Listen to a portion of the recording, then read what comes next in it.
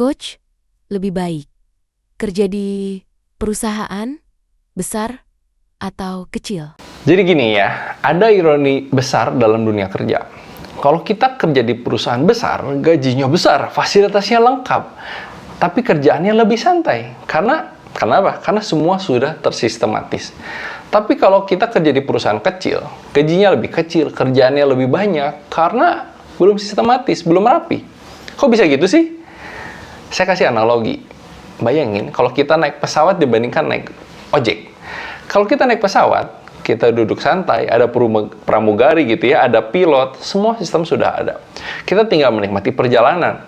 Tapi kalau naik ojek, tentu kita harus pakai helm sendiri, pegangan sendiri gitu ya. Kadang-kadang karena hujan, kadang-kadang kita harus bawa jas hujan sendiri.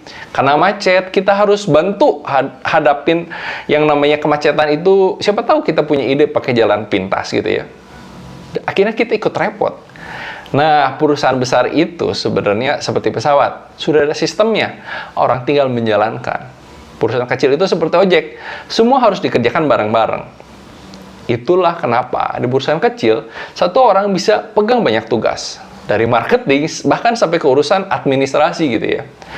Tapi justru sebenarnya di sini kita bisa belajar banyak.